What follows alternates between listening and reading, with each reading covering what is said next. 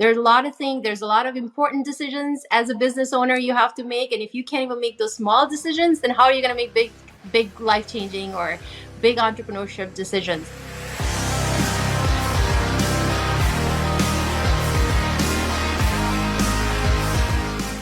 Would you say going through law school taught you certain things that you're now using in your business? Well, Oh, aside from the service, I know you have a service side where you do actually lawyer stuff for people. yeah.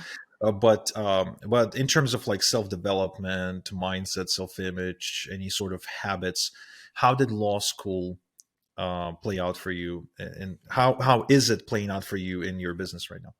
So that's a great question. Nobody's ever asked me this, but I will say that everything that I've done in my life, any career I have taken, I've always taken a piece of that and incorporated it into my business. So I'll give you an example, not just law school, but I used to model. So of course, being a model, you got to have a lot of confidence. You got to be have a good camera presence, good photos. So all of those skills, like of course, I took that into the business. Right, these are skills I use every day. Some things just come easy to me, whereas for some people it might be tough, right? Just being in front of camera. Then teacher. I used to be a teacher also before I was a lawyer. So one of my passions is like teaching. So what do I do? As a lawyer, even in my business, what am I doing? I'm teaching entrepreneurs, right? I'm teaching them how to legally protect their businesses, how whether it's through video lessons or whether it's one-on-one working with me, coaching. So again, I incorporated that from my own experience and put it into the business. Now let's talk about lawyer, right? So when you're a lawyer, one of the things that you learn is like analytical skills, right? Like decision making skills, writing skills, reading skills. All of those I feel like entrepreneurs need, because you got to be very good with analyzing data. You got to be good with analyzing what's working, what's not working, your ability to make decisions, your ability to be confident and believing in yourself. As a lawyer, I used to go to court, so I would go across in Florida. Pretty much I've traveled in every single court. That was my job, like litigation attorney. So I would have to literally dissect an issue. I would have to solve a problem, right? So I would have to solve a problem for my client. And what are we doing as entrepreneurs? We're solving problems. That's exactly what we're doing. Whether it's through a product that we're selling, we're solving a problem. Whether it's a service that I'm offering, an LLC service, I'm solving a problem. So all of those skills in my life that I've accumulated through different career paths, I have like kind of just nicely blended it all into the business. Does it make sense? Yeah, makes perfect sense. I think it's interesting. You mentioned decision making now a couple of times. Yeah. Um, I don't hear too many people talk about decision making, and but I do have a lot of people ask me about the shiny object syndrome because Oh, that's a yes. big problem for people. And I mean, I'm no different. So I mean, I'm probably one of the bigger shiny object seekers too, because just yesterday I purchased a course on how to write a VSL with ChatGPT. Haven't Yeah. even started. I mean, it's just, I'm pretty sure I'm never going to finish it. But I think um, shiny object syndrome is a symptom of poor decision making in terms of just people use it to avoid Yeah. decisions. I Yeah. think the reason why we get into something and then we don't really go through with it fully is because we encounter a point when we have to make a decision that we feel uncomfortable making. I remember I was going through a course on WordPress way back when, like probably 10 years ago. Uh-huh. And there was a point in time when I had to actually install the WordPress on my domain. Right. And I wasn't very technical at the time. This kind of stuff would scare me. And I just dropped it. Like from that point, I just dropped the course, didn't even continue, and just switched to something else.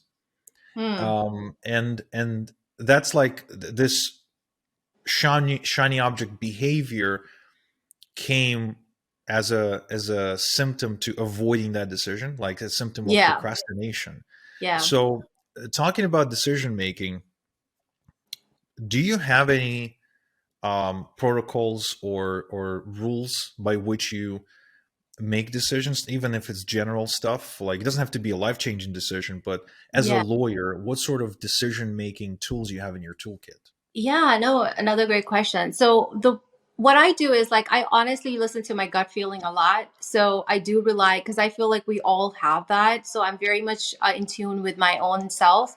I think that has to do with my years of meditation, having this ritual that I wake up, I would go in my meditation room.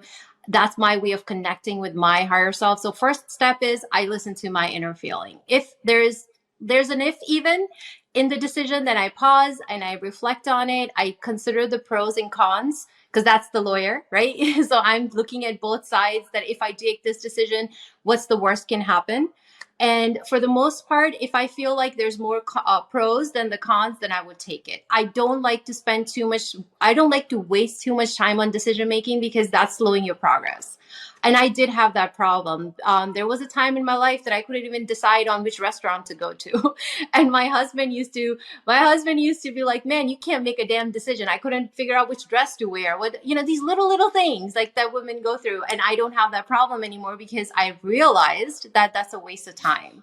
There's a lot of things, there's a lot of important decisions as a business owner you have to make. And if you can't even make those small decisions, then how are you going to make big life changing or big entrepreneurship decisions? So I really just do that pros and cons checklist in my head or on paper.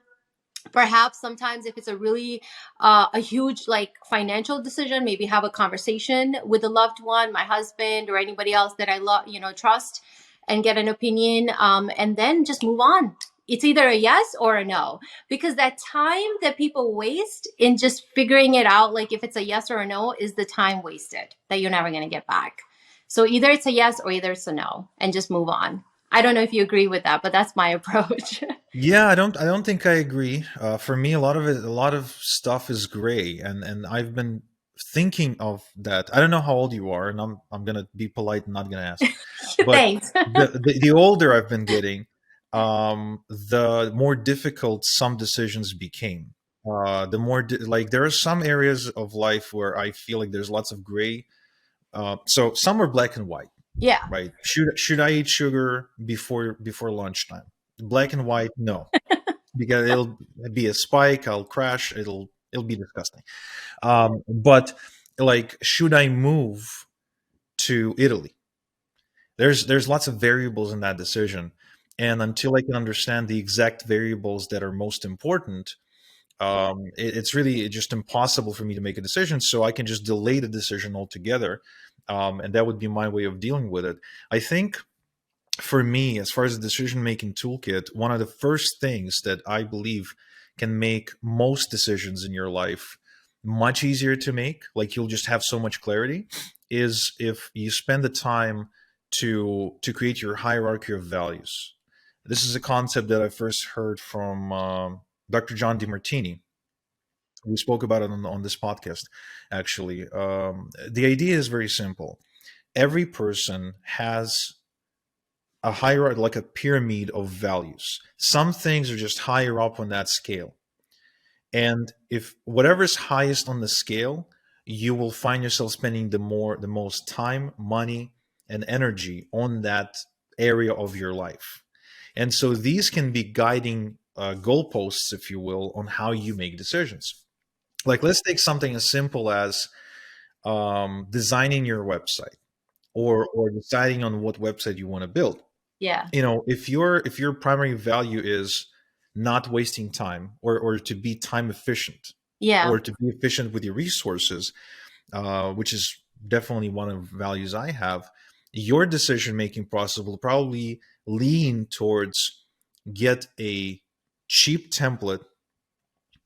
Don't waste too much time on making it too beautiful. Focus on the essentials like your copy and your USP, and put it together as fast as possible with the minimum tech effort, probably by using something like Lead Pages or Kartra or ClickFunnels or Right. Kajabi or something. So that's where most people would be.